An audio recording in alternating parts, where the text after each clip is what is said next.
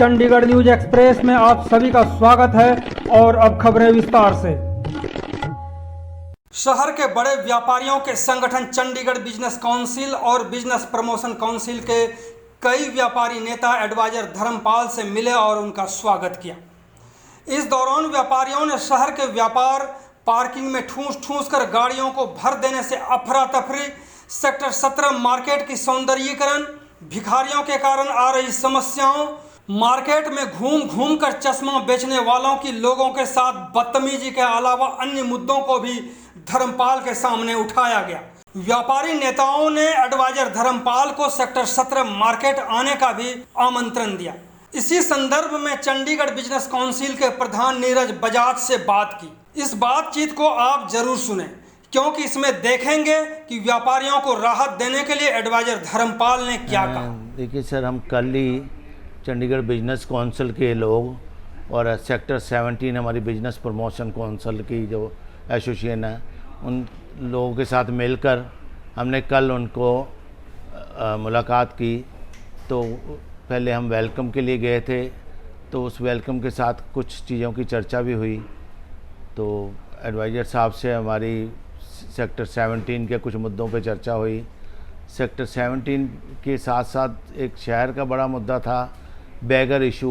अचानक किसी बात से बात शुरू हुई तो बैगर इशू पे चर्चा हुई और हमने उनको बताया कि बैगर्स की वजह से मार्केटों के बीच में यहाँ की ब्यूटी पे कितना फ़र्क आ रहा है। जब यहाँ पर कस्टमर आता है और जब बैगर्स उनसे कुछ मांगते हैं, जब कस्टमर उनको कुछ नहीं देता तो उनकी कार तक खरोच दी जाती है या उनके साथ मिसबिहेव किया जाता है। और इसको बहुत दिन से इस चंडीगढ़ के बीच में बैगर इशू बहुत बढ़ा हुआ है। बिल्कुल।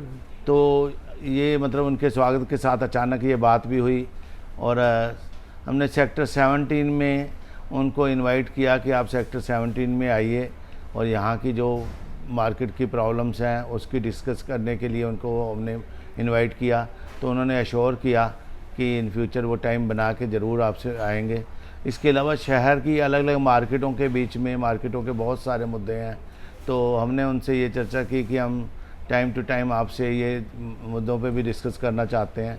तो उन्होंने हमें एश्योर किया कि अभी हम जो सबको लोगों को बुला रहे हैं और लोगों से मिल रहे हैं, आने वाले टाइम में हम ये सारे मुद्दों की भी बहुत अच्छे तरीके से चर्चा करके और मैं इसको सॉल्व करने की पूरी कोशिश। वो कहते थे कि जो सेक्टर 17 मैंने अपने जब यहाँ मैं था उसको उस टाइम में देखा, आज के बीच में उसमें बहुत फ़र्क है।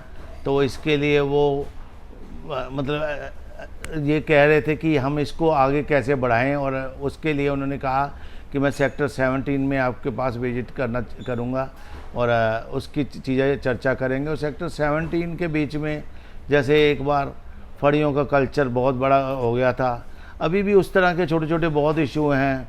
यहाँ पर जब बैगर्स खड़े होते हैं उसकी वजह से हमें माल और हमारे के बीच में बड़ा फ़र्क दिखता है कि वहाँ के कल्चर में लोग जब जाते हैं एक अलग एडवांस में, यहाँ पर बैगर्स होते हैं या कुछ यहाँ पर ऐनक बेचने वाले के ग्रुप ऐसे हैं जो कस्टमर के साथ मिसबिहेव करता है। बिल्कुल, कई बार गाली गलौज तक पर उतर आता है। तो उनके इस बिहेव से भी मार्केट के बीच में कस्टमर जब आता है तो ये भी हमने मतलब इस बात को भी आगे बढ़ाने के लिए उनसे चर्चा की।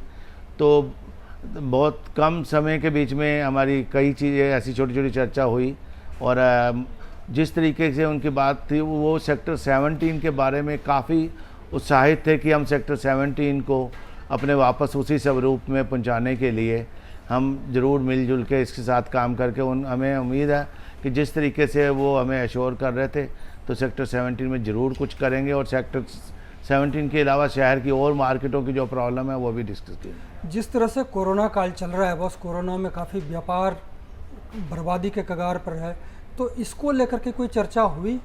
देखिए, व्यापारियों को कोई प्रशासन से मदद मिल पाएगा? इस बात की अभी इतनी चर्चा तो नहीं हुई, लेकिन इन फ्यूचर जब हम उन्हें बुलाएंगे अपने मीटिंगों के बीच में उनके जब हम अभी हमारी ये मीटिंग सिर्फ एक उनके स्वागत के लिए वेलकम के लिए गए थे हमने, तो इन फ्यूचर हम अपना प्रॉपर पॉइंट वाइज जाके डिस्कस करेंगे और वो उन्होंने हमें कहा है कि हम जल्दी से इन चीज़ों के लिए आगे मीटिंग शुरू करेंगे। एक जो बड़ी समस्या वो सेक्टर 17 मार्केट के लिए है, कि यहाँ पे जो भी ग्राहक आता है वो पार्किंग करने के चक्कर में उनका जो है आधा घंटा 1 घंटा वैसे ही निकल जाता है, जबकि इसको शुरू में ही कर देना चाहिए कि पार्किंग में अगर जगह नहीं है तो एंट्री ना हो, लेकिन एंट्री होने के बाद वो चक्कर काटते रहे और घंटे 2 घंटे तक वो चक्कर ही काटते रहे तो वो मार्केटिंग क्या करेंगे और व्यापारियों का व्यापार कैसे चलेगा? देखिए, हम बहुत दिनों से ना इस चीज़ के लिए पहले ही हम कहते हैं कि आपने ये पार्किंग फ़ीस नहीं है, ये एंट्री फ़ीस है। अगर आप एंट्री पे लोग आते हैं पैसे लिए, अगर कार लेके अंदर चला गया, जगह है या नहीं है, वो वापस आ गया, उसने पैसे दिए चले गए। इसको पार्किंग को बिल्कुल सेक्टर जैसे दिल्ली में कनॉट प्लेस है उस तरीके से डेवलप करना चाहिए कि एक एक ब्लॉक में गाड़ियाँ खड़ी हैं, लोग गाड़ियों की अपनी सेफ्टी भी समझते हैं। इवन चाबियाँ लोग वहाँ के जो अटेंडेंट हैं उनको दे जाते हैं कि अगर गाड़ी आपकी खड़ी है वो आगे पीछे भी करते हैं। उसके बीच में लोग इससे कई ज़्यादा भी पार्किंग फ़ीस देने को तैयार है, क्योंकि उनकी गाड़ी की सेफ्टी भी होती है और गाड़ी सही जगह लगने की जगह भी मिल जाती है। हम इसके लिए आने वाले समय में यहाँ के जो ऑफिसर हैं उनसे डिस्कस करेंगे कि पार्किंग को किस तरीके डेवलप किया जाए, इसको पार्किंग फ़ीस को पार्किंग की तरह लिया जाए, ना कि एंट्री फ़ीस की तरह।